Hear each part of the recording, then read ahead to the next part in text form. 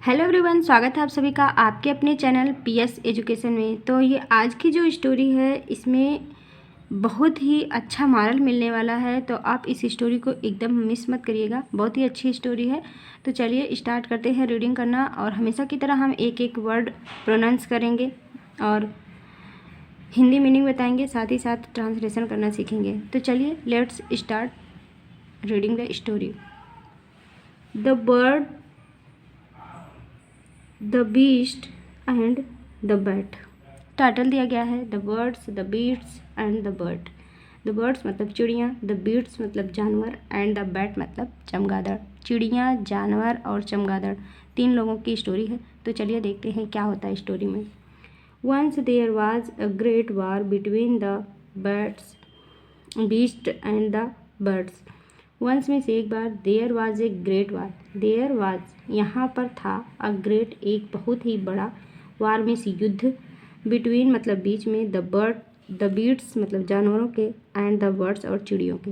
एक बार जानवरों और चिड़ियों के बीच में युद्ध हो जाता है, झगड़ा हो जाता है। ड्यूरिंग द वार, युद्ध के दौरान, झगड़े के दौरान, देयर वाज ए बैट, यहाँ पर एक चमगादड़ रहता है, who frequently changed his side.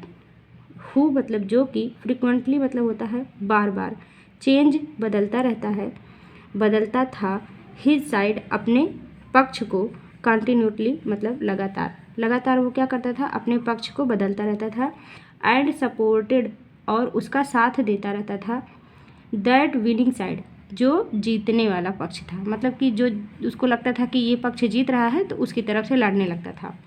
When the beats seemed to be winning, when the beats जब यह युद्ध, सीम्ड टू बी विनिंग जब वह उसे इस युद्ध में प्रतीत होता था, टू बी विनिंग मतलब कि जो जीतता हुआ प्रतीत होता था, उसी को ये क्या करता था, समर्थन देता था। ही फाट अगेंस्ट द बर्ड, ही फाट वह लड़ा, अगेंस्ट द बर्ड चिड़ियों के विपक्ष में, and when the birds seemed to be winning, sorry यहाँ पर देखिए, when the beats seemed to be winning जब उसे जानवर, सीम्ड प्रतीत होते थे, टू विनिंग जीतते हुए, जब उसे जानवर जीतते हुए प्रतीत होते थे, तो ही फाट अगेंस्ट द बर्ड तब वह चिड़ियों के विपक्ष में लड़ता था। And when the birds seem to be winning जब चिड़ियाँ उसे जीतती हुई प्रतीत होती थीं, ही फाट अगेंस्ट द बीट्स तब वह जानवरों के विपक्ष में लड़ना शुरू कर देता था। मतलब कि जब चिड़िया जीतती हुई दिख रही हैं तो चिड़ियों की तरफ से लड़ने लगता था, और जब जानवर जीतते हुए दिखते थे तो जानवर की तरफ से लड़ने लगता था।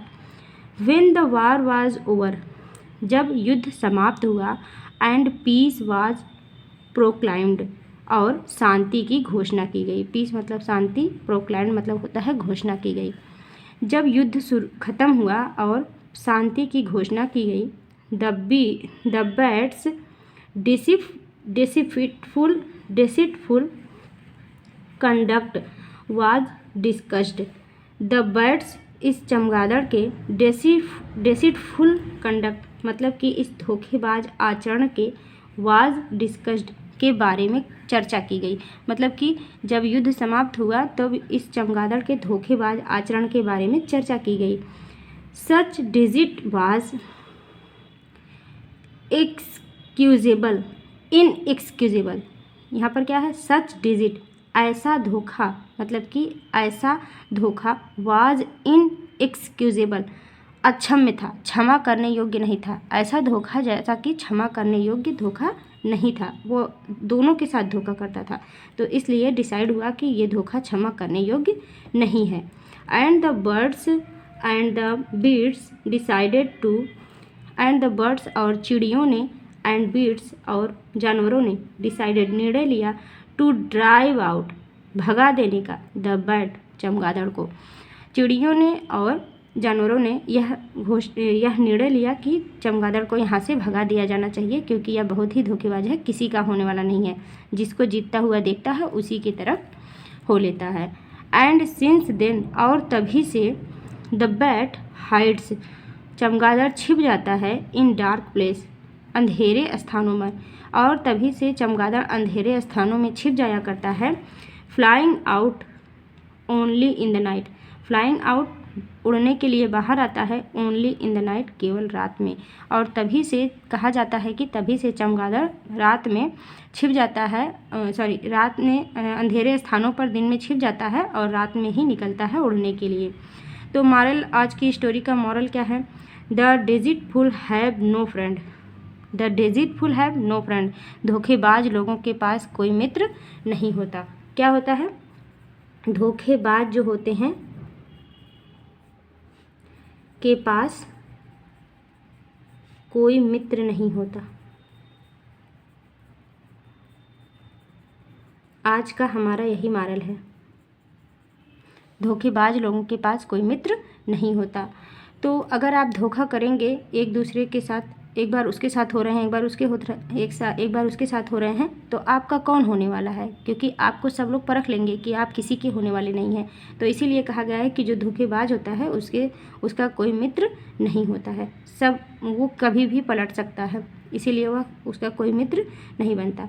तो ये था आज का स्टोरी का मॉरल। आई होप आपको स्टोरी पसंद आई होगी और बहुत सारे मीनिंग्स यहाँ पर आपको सीखने को मिले होंगे।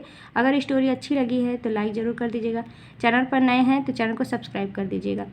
अगर आपको सिर्फ और सिर्फ स्टोरी ही पढ़नी है तो आप प्लेलिस्ट में जाइए, वहाँ पर मॉरल स्टोरी नाम से प्लेलिस्ट में है, वहाँ पर टच करिएगा और उसके बाद आपको सारी स्टोरी मिल जाएंगी, वहाँ पर आप पढ़ सकते हैं। और अगर आपको ग्रामर रिलेटेड या फिर ट्रांसलेशन वीडियो देखनी है तो वो सब चीज़ अलग अलग वहाँ पर आपको मिल जाएंगी, वहाँ पर आप देख सकते हैं। आई होप पसंद आया होगा, लाइक ज़रूर कर देंगे। अगर आप नए हैं तो सब्सक्राइब भी कर लीजिएगा। Thank you, thanks for watching. तो आप यहाँ पर देख सकते हैं, फिगर में दिया गया है किस तरह से सारे जानवर इस चमगादड़ को खदेड़ कर भगा रहे हैं, कि क्योंकि यह किसी का होने वाला नहीं है, इसीलिए यहाँ पर इसको खदेड़ कर भगाया जा रहा है। तो आई होप आप इस कहानी से कुछ सीख ज़रूर प्राप्त किए होंगे कि किस तरह का व्यवहार करना चाहिए। जब भी हो, जिधर भी हो, आप स्ट्रांगता से, कट्टरता से उसी पक्ष में बने रहिए, चाहे आपकी हार हो चाहे जीत हो। कम से कम आप ये तो रहेंगे कि हाँ, हम एक पक्ष के लिए लड़ रहे हैं, और अगर इस तरह का आप व्यवहार करेंगे तो आप किसी का नहीं होंगे। आई होप इस कहानी से आपको यही सीखने को मिला है। Thank you, thanks for watching.